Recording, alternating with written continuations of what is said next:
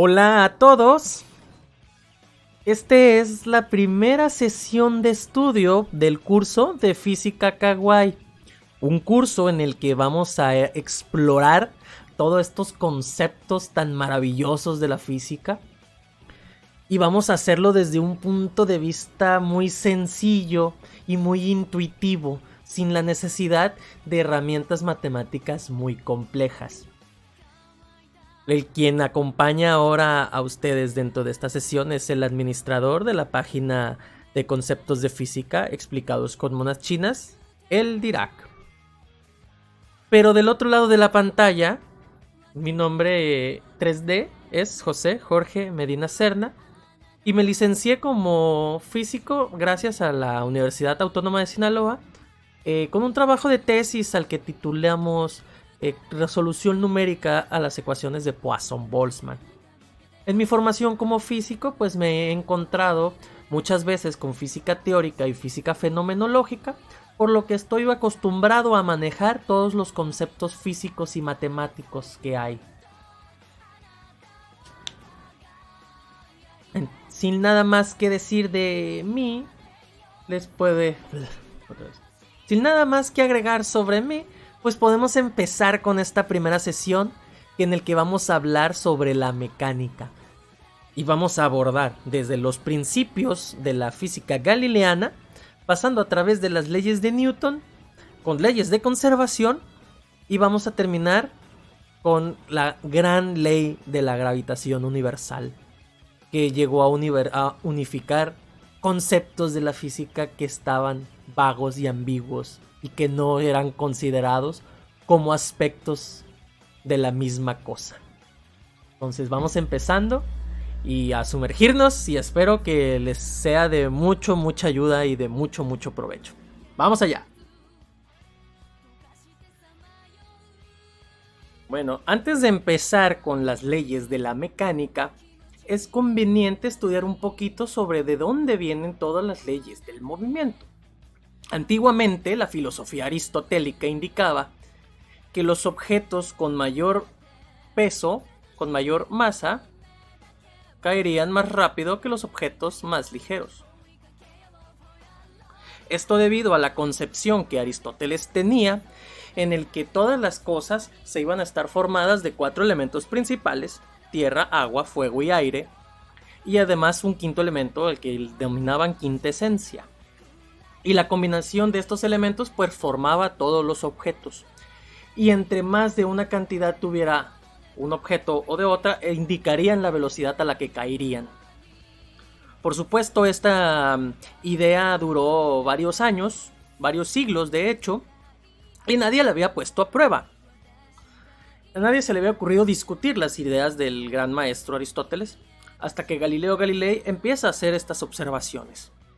Y un experimento importante fue cuando subió hasta la cima de la Torre de Pisa y lanzó 2 objetos, uno pesado y uno ligero, y que encontró que ambos objetos llegarían al suelo al mismo tiempo, algo completamente contrario a la idea aristotélica anterior.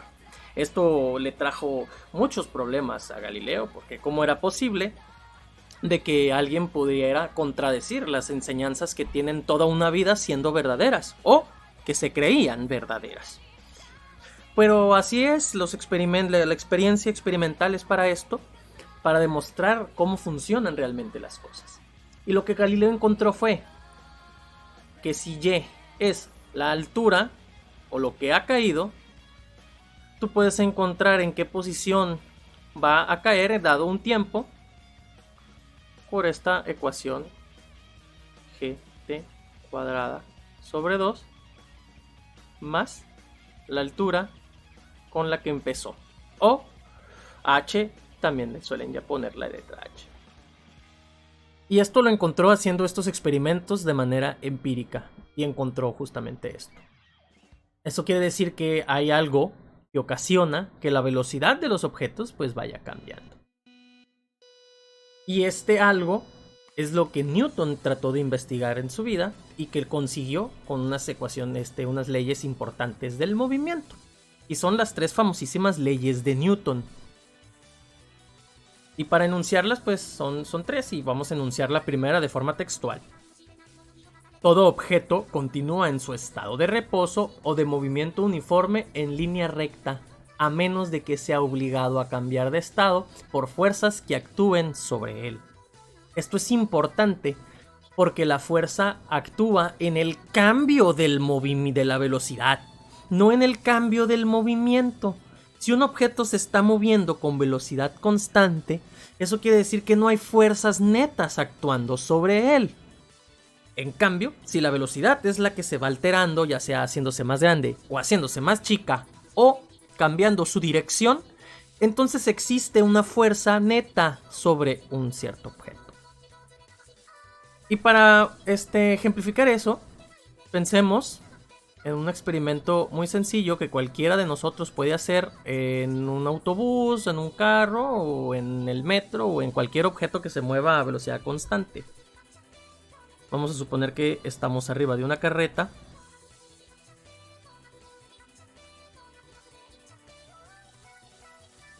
Y junto con nosotros tenemos una piedrita que decidimos lanzar hacia arriba.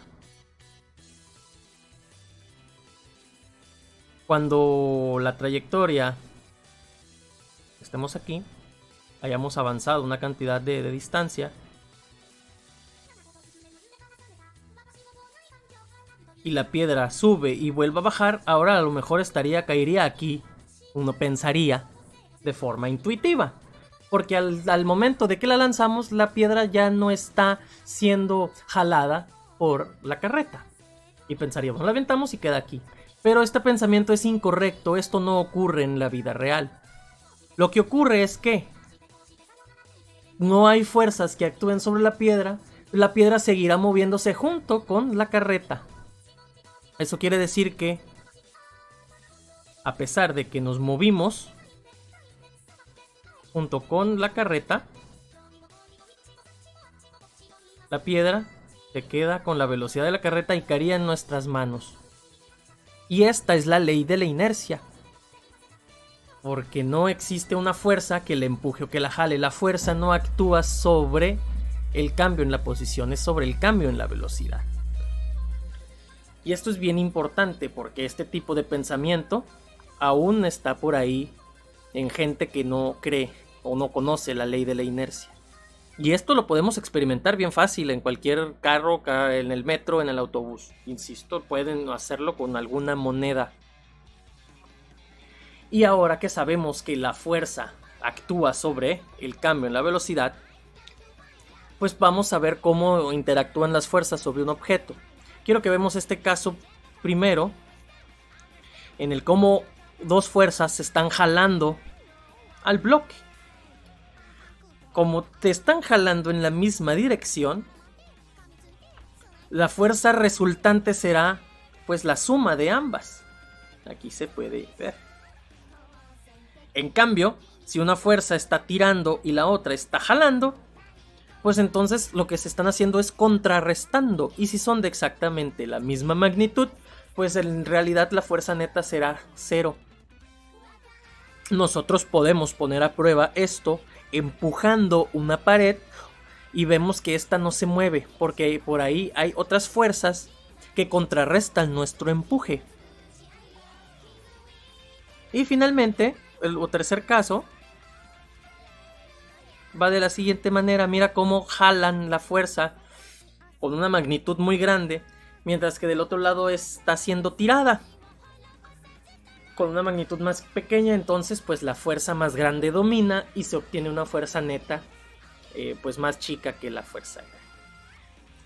Y entonces estas fuerzas nos van a provocar un cambio en la velocidad. Si este bloque se estaba moviendo a velocidad constante, va a empezar a acelerar. Este también, pero este seguirá moviéndose a velocidad constante. A pesar de que hay un montón de fuerzas, todas se contrarrestan y dan 0, pero la velocidad ahí está. Eso significa que la fuerza depende de la aceleración, que es el cambio de la velocidad. Ahora que entendemos cómo las fuerzas van a actuar, vamos a definir cómo calcularlas. Para eso tenemos la segunda ley de Newton, que nos dice cómo hacerlo. Voy a leer textualmente. La aceleración de un objeto es directamente proporcional a la fuerza neta que actúa sobre él. Tiene la dirección de la fuerza neta y es inversamente proporcional a la masa del objeto. Esto lo podemos expresar de la siguiente forma. La aceleración será igual entonces a la fuerza neta dividida entre la masa. Esto significa que si la masa crece, la aceleración disminuye dejando la fuerza constante. Si la fuerza se deja constante, entonces la aceleración crece si es que la masa queda constante. Y podemos apreciar esto en esta figura 1, ¿no? Que tenemos una fuerza en la que aceleramos un ladrillo. Podemos ver también que si aumentamos la fuerza al doble, entonces la aceleración ahora de este ladrillo también va a ser el doble. En cambio, si ahora la fuerza es el doble, pero la masa también es el doble, pues entonces la aceleración vuelve a ser la misma que en el primer caso. Por esta dependencia proporcional de la aceleración con la fuerza y la masa. Esto nos permite también expresar la fuerza de la forma masa por aceleración. Y así es como podemos obtener la fuerza de alguna cosa. Hay una fuerza muy particular y muy importante a la que le llamamos peso, que se suele poner con la letra W porque viene del inglés de weight, que viene siendo mg. Y es la fuerza con la que la gravedad te atrae hacia el suelo. Cuando uno se sube a una báscula, la báscula no está midiendo la cantidad de masa, está midiendo el peso que tienes. La calibración te da la masa, pero podemos hacerlo porque es una proporcionalidad. El peso entre la aceleración gravitacional es igual a tu masa, en donde conocemos de forma experimental que la aceleración de la gravedad en la superficie de la Tierra es de 9.8 metros sobre segundo cuadrado. Y esta es la razón principal por la que dos objetos lanzados desde la misma altura caen al mismo tiempo, porque tienen la misma aceleración. Porque el peso de un objeto pesado, como lo es la piedra, es G multiplicada por la masa de la piedra. Y el peso de un objeto ligero, como lo es una pluma, es igual a G por la masa ligera. Y entonces la aceleración que había puesto Galileo,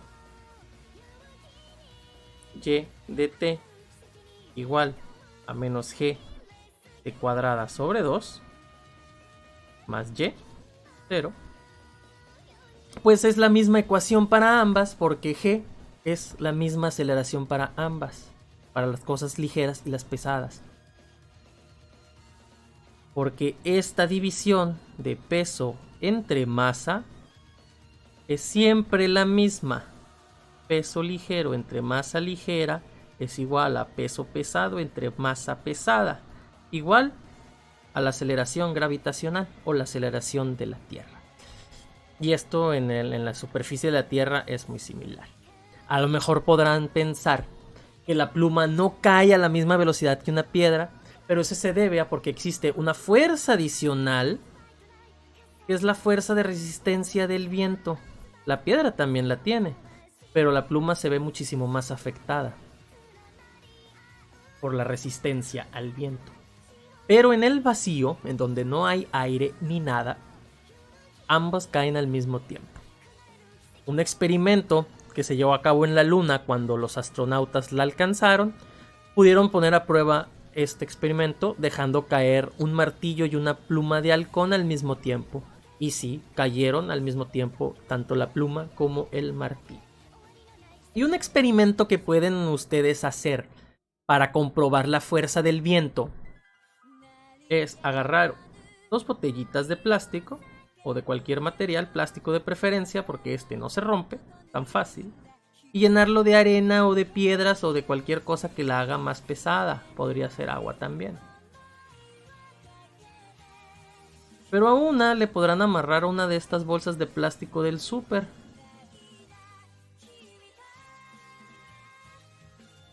En la tapa. Y esto va a ocasionar que se cree una fuerza al viento adicional y esto funcione como un paracaídas.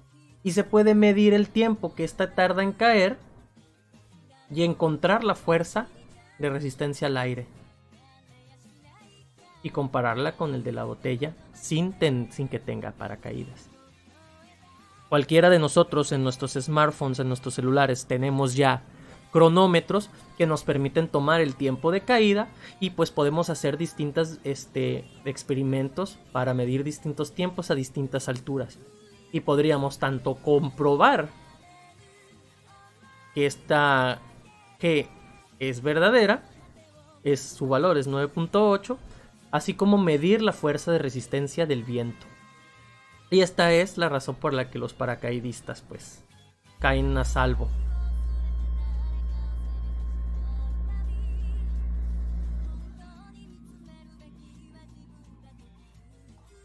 Otras fuerzas adicionales que contrarrestan el peso es la llamada fuerza de flotación, en el que el agua hace que los objetos floten, y si la fuerza de flotación es más grande que el peso, pues entonces subirá.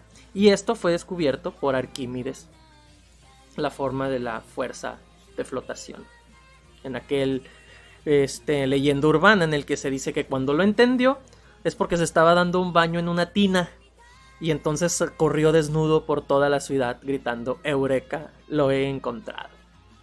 Es un problema de más de 2000 años que fue resuelto. Y finalmente la última ley de Newton pues es la denominada ley de la acción-reacción, y se las voy a leer textualmente. Siempre que un objeto ejerce una fuerza sobre un segundo objeto, el segundo objeto ejerce una fuerza de igual magnitud y dirección opuesta sobre el mismo. Esta es una ley muy interesante, porque eso significa que cualquier cosa con la que nosotros interaccionemos, la otra cosa también va a tener una interacción de la misma magnitud y sentido opuesto. Vamos a ver unos ejemplos importantes. El hecho de que nosotros podamos rodar una llanta es porque la llanta ejercerá una fuerza sobre el suelo, pero el suelo ejercerá también una fuerza sobre la llanta. Esta fuerza que existe aquí es la fuerza de fricción, y aquí pues es la fuerza de reacción, y es la que nos empuja hacia adelante. Otro caso importante son estos motores a reacción, en la que el motor lanzará con mucha fuerza el combustible. Pero esta fuerza generará una fuerza de reacción, que es la que nos empuja hacia la dirección en la que queremos viajar en estos tipos de viajes. Uno un poquito que más experimental para nosotros es un resorte. Cuando jalas un resorte tienes que aplicar una fuerza hacia ti.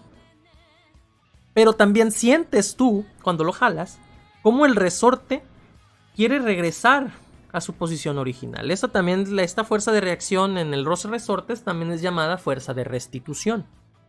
Entonces esa fuerza es la fuerza de reacción a la fuerza que nosotros hacemos para jalar.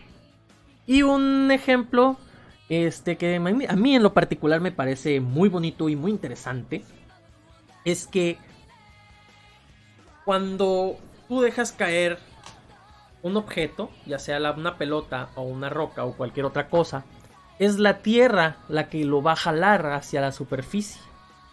Pero por la ley de la acción y la reacción, la pelota también va a jalar a la tierra hacia ella. Entonces ambas, la pelotita y la tierra, se jalan así con la misma fuerza. Eso es importante, no con la misma aceleración, la misma fuerza.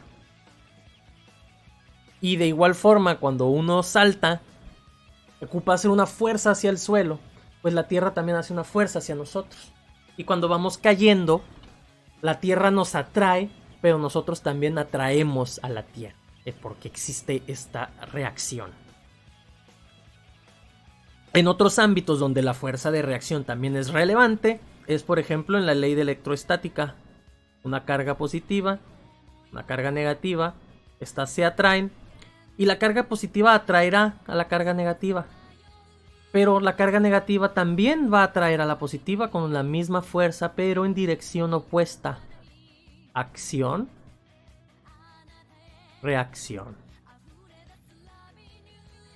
O como lo resume Paul Hewitt en su libro de física conceptual, no puedes tocar sin ser tocado. Y así es como se puede resumir esta tercera ley de Newton.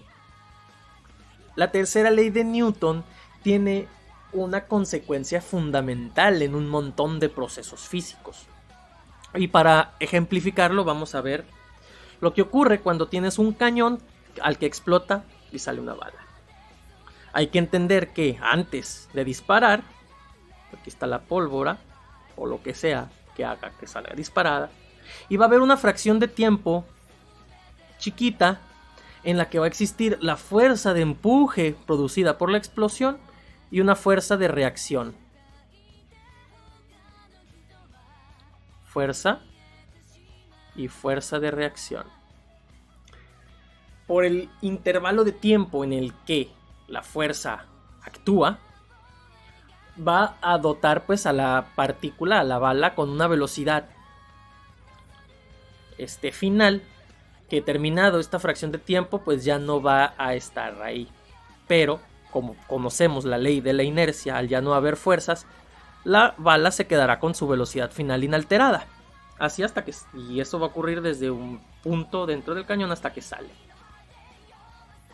¿Qué ocurre con el cañón? El cañón también se ve afectado por la fuerza de reacción y que va a tener la misma magnitud que la fuerza de empuje que le actuó sobre la bala. ¿Por qué la bala sale a una velocidad muchísimo mayor que el cañón? Hacia atrás, el cañón saldría hacia atrás, pero con una velocidad bastante menor. ¿Por qué ocurre eso? Pues porque tiene más masa, recuerden. ¿No? La fuerza entre la masa de la bala nos va a dar una aceleración para la bala. Por otro lado, la fuerza de reacción entre la masa del cañón nos va a dar otra aceleración para el cañón. Las fuerzas son las mismas, las masas son distintas. Como la masa de la bala es más pequeña, la aceleración es más grande que esta aceleración de acá. Esta es pequeña, dado que la masa es bastante más grande.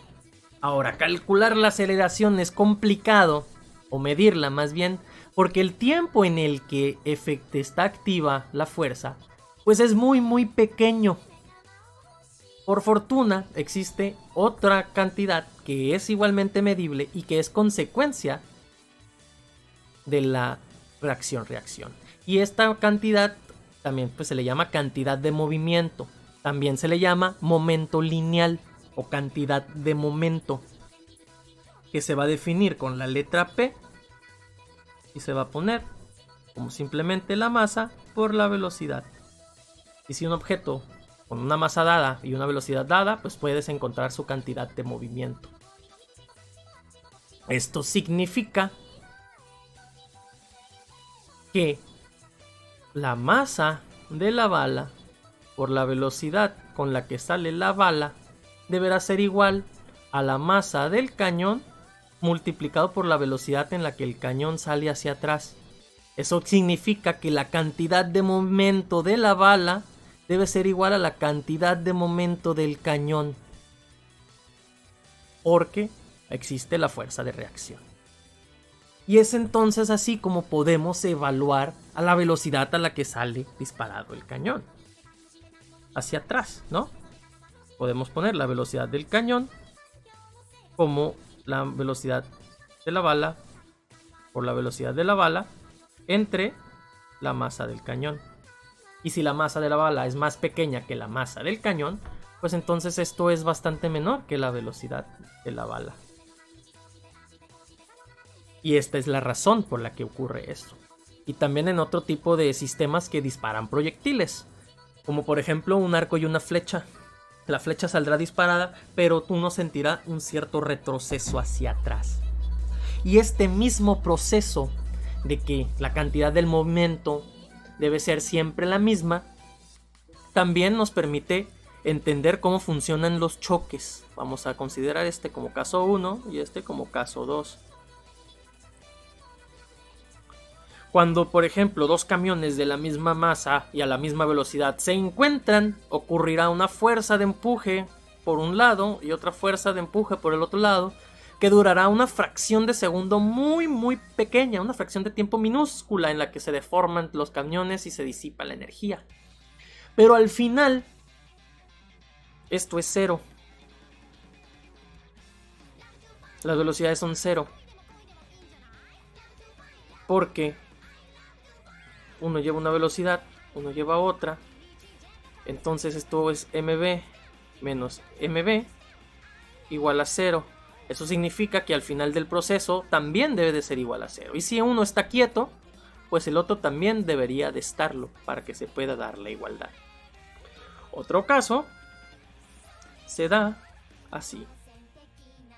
La misma masa y digamos que este va más rápido que este. Y cuando choquen, pues ahora podríamos ver a la velocidad a la que tendrían los dos juntos, simplemente agarrando m, v1 o va, más m, vb, y este debería ser igual a 2 veces m por la velocidad final. Y así es como podríamos saber cómo se moverían los dos camiones como un sistema junto.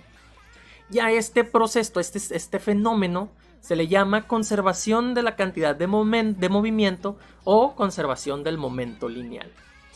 Y repito, es algo fundamental en la física porque aparece en un montón de cosas. Y más importante todavía es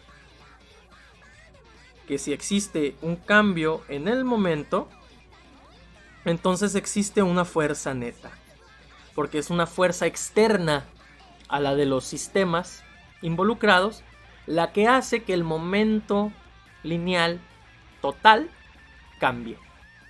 Y este sea para acelerarse o para desacelerarse.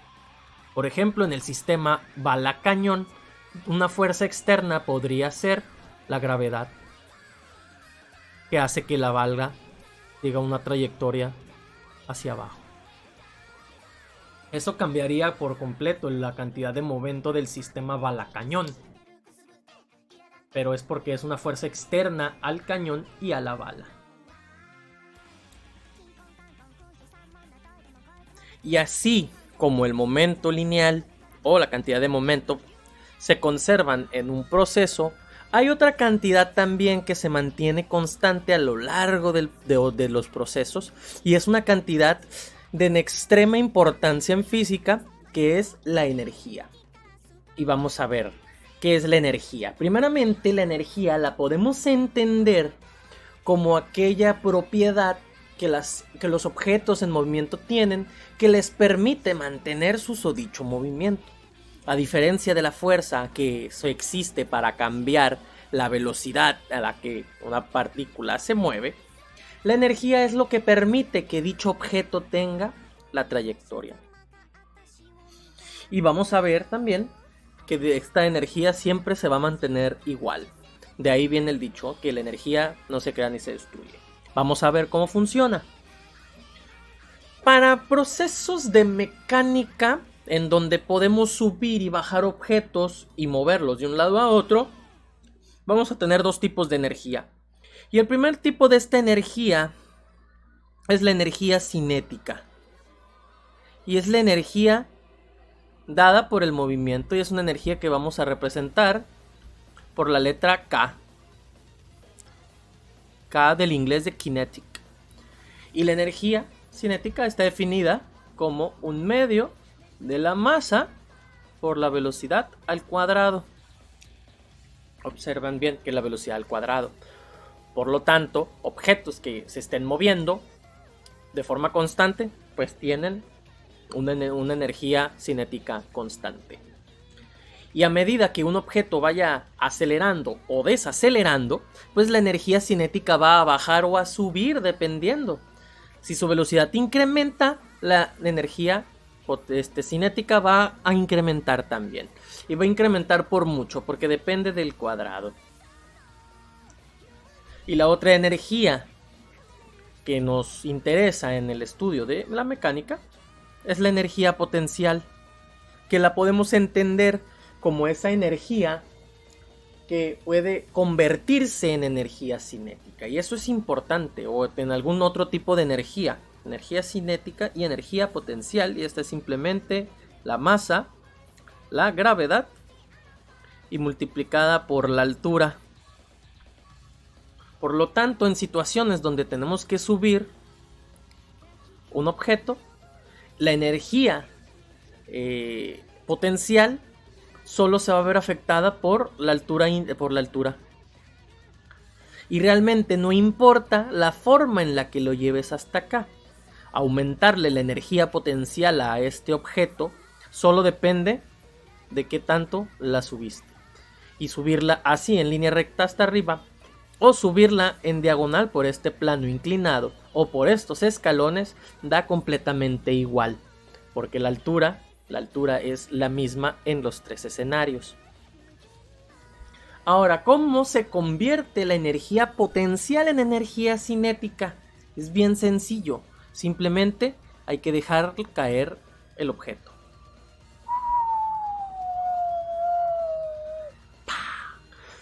Una vez que haya caído, toda la energía potencial que aquí tendrías se transforma en energía cinética. Y eso es algo que podemos ver en este dibujo de aquí. Si la energía potencial tiene un valor de 10.000 unidades de energía, sean cuales sean, y se avienta desde el reposo sin ningún impulso ni nada, solo se deja caer, pues su energía cinética será igual a 0. ¿Lo ven? Y a medida que va descendiendo, su energía potencial disminuye porque ahora está a una altura menor. Pero al descender también aumenta su velocidad. Por lo tanto, su energía cinética va aumentando. Baja un poquito más y va aún más rápido. Entonces su energía cinética es más grande que su energía potencial. Hasta que finalmente alcanza el suelo con la máxima velocidad, en la que toda la energía potencial se transformó en energía cinética. Y en este proceso de caída libre, pues la energía se conserva y lo podemos poner como simplemente la energía igual a la energía cinética. Esta es la energía total igual a la energía cinética más la energía potencial. Y esto es una constante del movimiento. Es algo que no cambia. La única forma de que la energía cambie es que exista una fuerza adicional, como la fricción, que disipe una cantidad de energía en forma de calor. Y para ver algunos ejemplos de cómo sucede esto, podemos pensar en el clásica montaña rusa.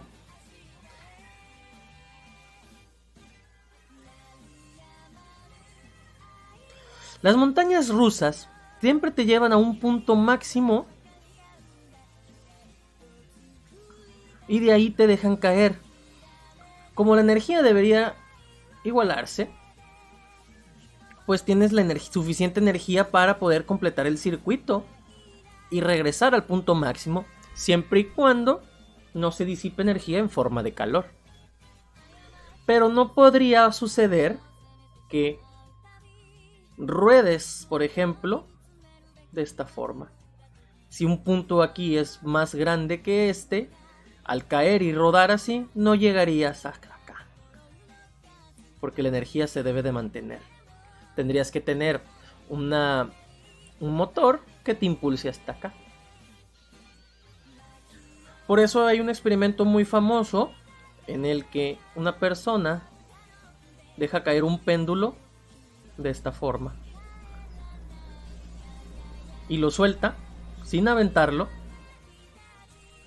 y luego el péndulo estaría hasta acá y luego finalmente volvería a su estado original de posición sin golpearlo, porque la energía no le alcanza para subir más arriba, no puede, porque esta cantidad de energía cinética más energía potencial siempre debe dar lo mismo, y cuando alcanza este punto en el que la energía cinética es cero, pues ya no tiene de dónde más convertirse en energía potencial, y entonces se regresa convirtiéndose en energía cinética y luego potencial de nuevo al completar otra vuelta.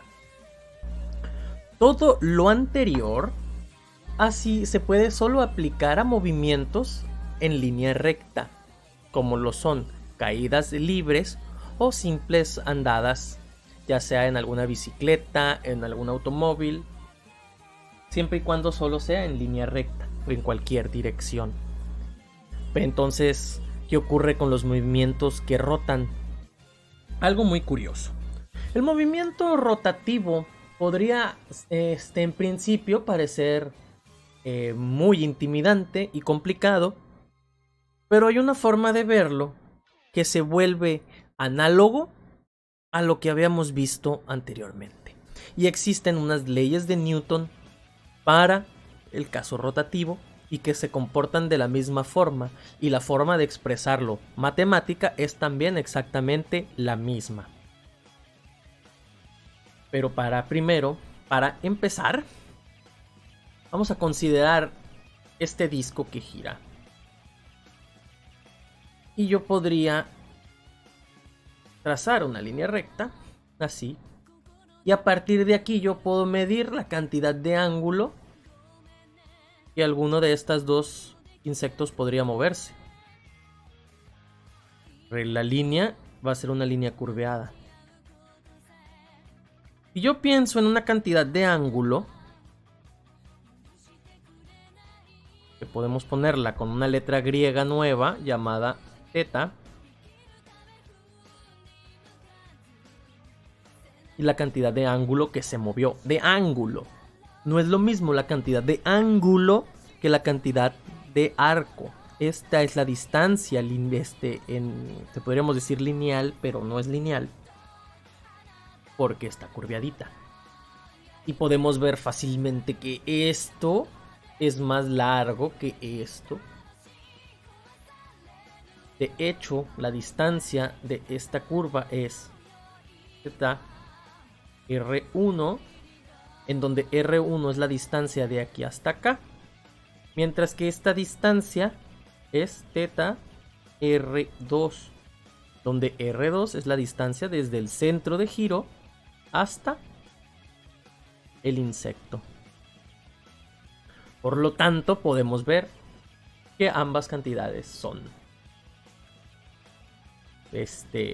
distintas, y una es más grande que la otra, y dependen de esta parte angular.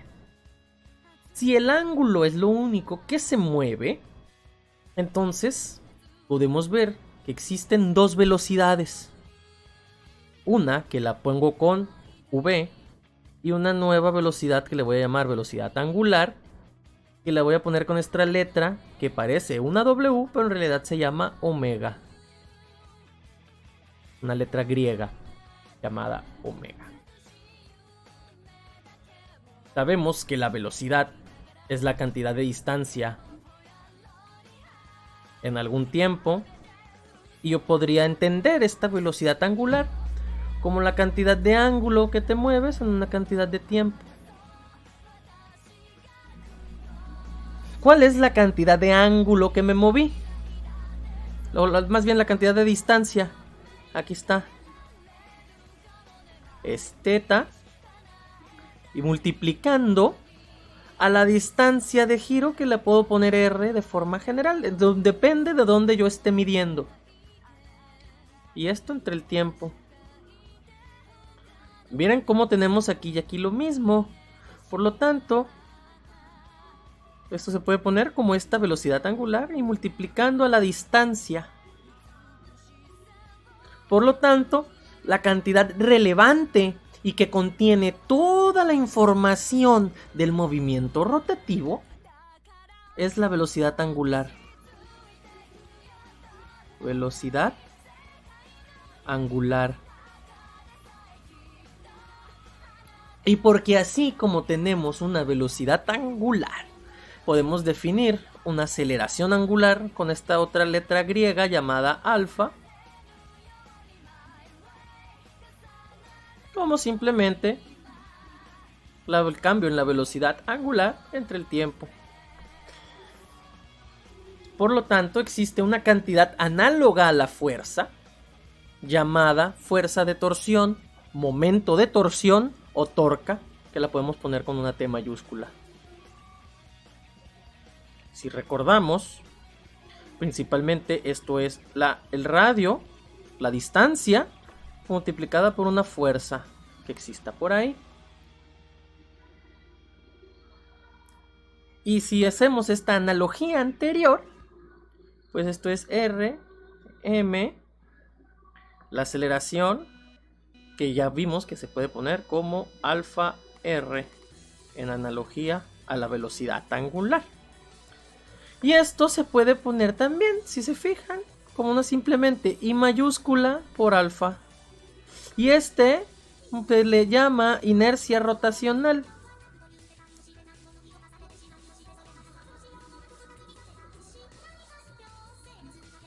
Y si son observadores,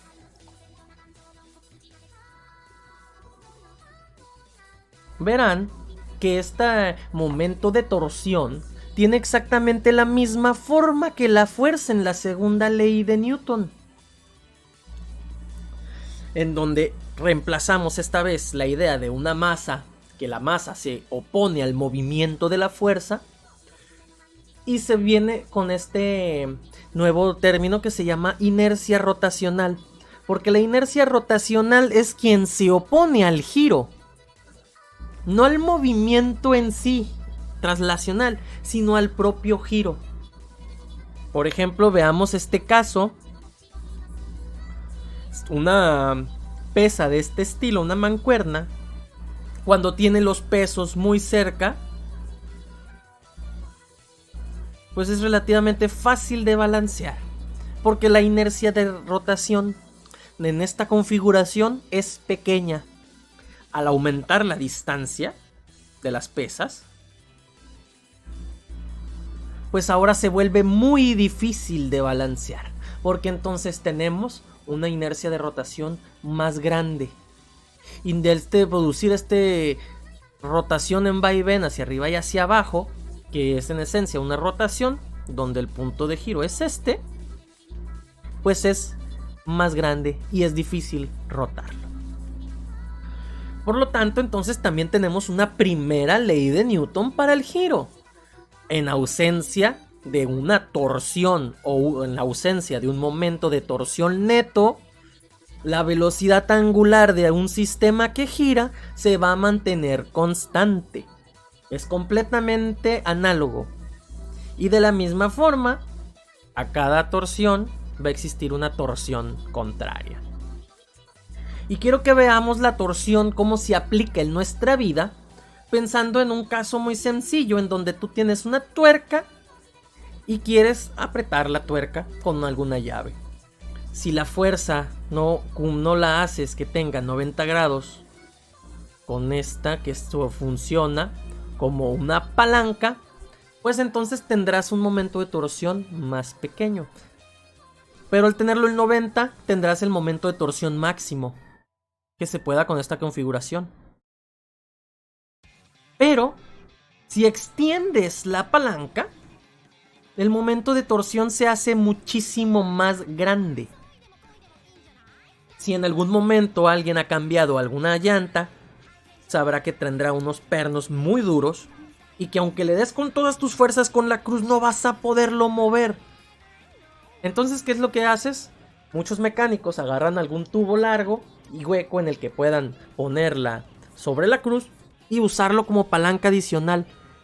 Esto hace que el momento de torsión se incremente muchísimo y puedas aflojar ese tornillo perno que estaba muy apretado.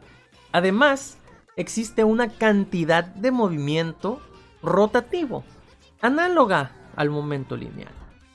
Y esta se pone de forma como una L y simplemente es R multiplicada por P. Y esta cantidad de momento rotativo o cantidad de movimiento rotativo o simplemente momento angular también se conserva de la misma forma que se conserva el momento lineal. Y esto tiene implicaciones importantes en muchas áreas de estudio. Por ejemplo, una forma bien sencilla de que uno lo puede experimentar es en alguna de estas máquinas de estiramiento en donde es un plato que gira. Tú te puedes parar aquí y dar vueltas, y trata de hacer que dé vueltas y extiende tus manos.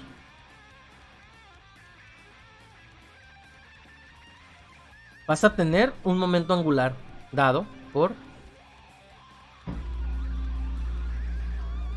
la rotación. Y el momento de inercia va a influir sobre el momento angular de la misma forma que lo hace la masa sobre el momento lineal. Entonces, para que esta cantidad siempre se mantenga igual, cuando tú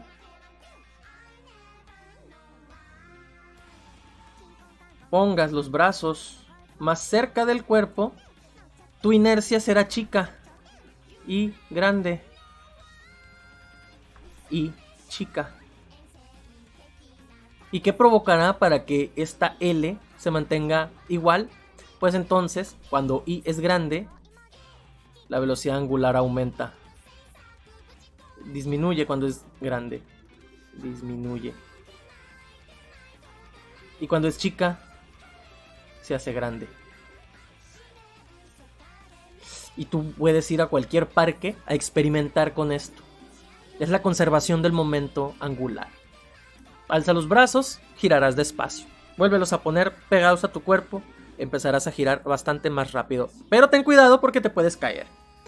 Entonces, con una velocidad que gire despacio, tú puedes comprobar este cambio en la velocidad, pero el momento se mantiene constante. Un último tema que quiero revisar para la sesión de hoy es la ley de la gravitación universal, que fue propuesta por Newton hace ya bastantes años y podemos considerarla como la cuarta ley de Newton. Y pues básicamente nos dice de qué forma es que la Tierra atrae a los objetos a caer. Vemos que depende de una constante que le llamamos la constante de gravitación universal, y también depende de la multiplicación de las masas involucradas en el proceso, e inversamente del cuadrado de la distancia de la separación. Eso quiere decir que si las masas aumentan, la fuerza aumenta, pero si las masas se separan, la fuerza se vuelve más pequeña. Y en el caso del sistema Tierra-Luna, pues aquí podemos ver cómo la Tierra atrae a la Luna, pero la Luna también atrae a la Tierra por efecto de la fuerza de reacción. Recuerden, fuerza, acción, reacción. ¿Ok? Bien. Y uno de estos resultados importantes de la ley de la gravitación es que se pudo pesar a la Tierra. ¿A qué me refiero? Bien, fíjense bien. Si nuestro peso, que es mg en la superficie, es en realidad esto, g, nuestra masa, la masa de la Tierra, dividido entre el radio de la Tierra. Ah, la Tierra ya se sabía desde hace muchos años que es redonda. no plana. Y todavía más importante, se conocía su radio.